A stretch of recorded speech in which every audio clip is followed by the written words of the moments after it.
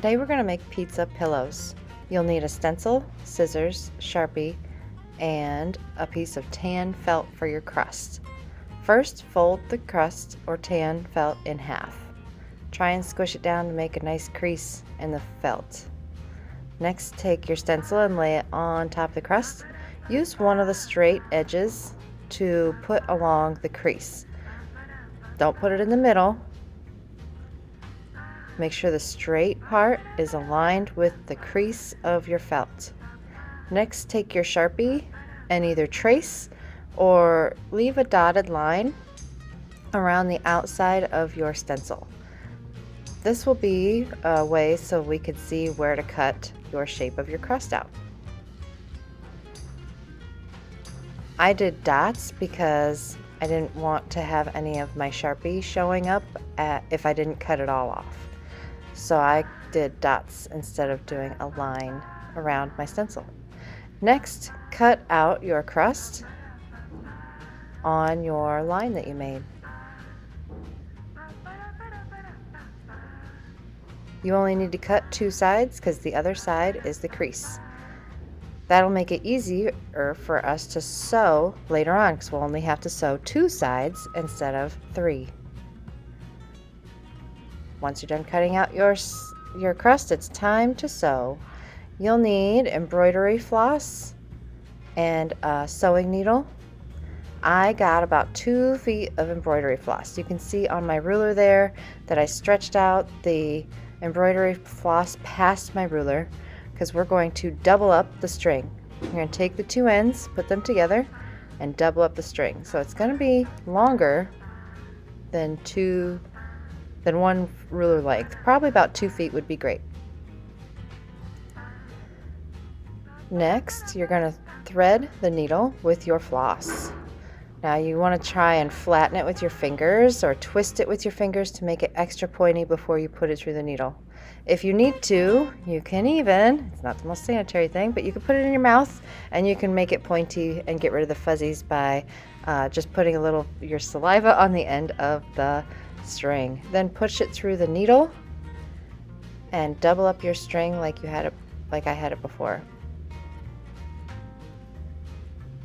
Pull the needle halfway through.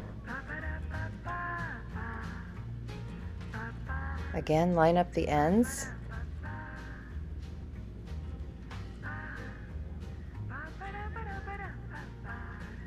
Making sure that your string is doubled. Now, when we start to sew, we don't want the string to just come through when we sew it, so you need to tie a knot in the end of your string by making a loop and then pulling the tail of the loop through the hole. You can do one knot or you can do two. I chose to do two because I didn't want it to poke through the felt as I was sewing. Once you have your knot and your string and your needle, you are ready to start sewing. Keep your felt folded in half, but you're only going to go through one layer. You want to hide that knot inside of your pizza pillow. So only go through one layer, pull it through until you get to the knot, and then tuck the tail inside of your pizza. That way it's hidden and nobody will know it's there. Next, go back behind the pizza and push it through both layers of felt, making a loop with your floss. Go back behind, poke it through, pull it all the way through. This is called a loop stitch because you're making a loop each time you make a stitch. You want to keep your stitches close enough together so that none of the stuffing that we put into your pillow will come out later on. Make sure you do plenty of stitches and take your time, make them look nice. Don't go in too far with your stitches. Try and keep them as even as possible. I sped up this video. It took a lot longer than this to make this part of my pizza pillow. Take your time on the stitching because that is going to determine how well your pizza pillow turns out at the end. Keep going until you run out of string.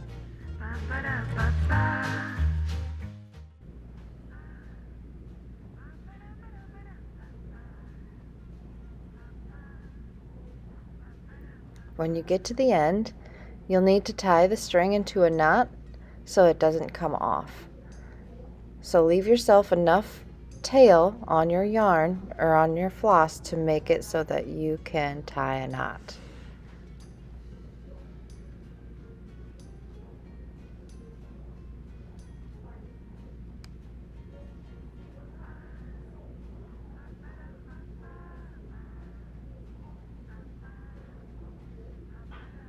Cut off the tail when you're done.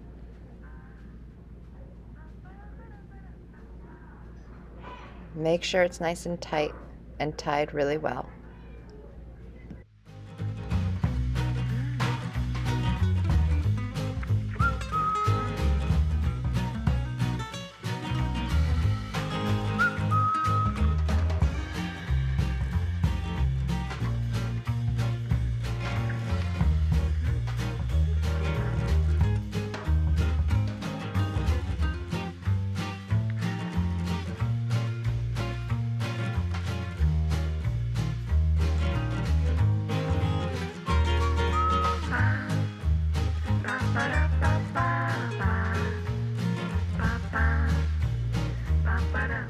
I still have this part to sew, so I needed to get some more string on my needle and keep sewing until I got to the end.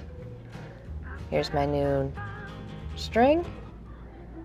Start on the inside, tuck the knot or the tails on the inside of my pillow, and I just kept on going.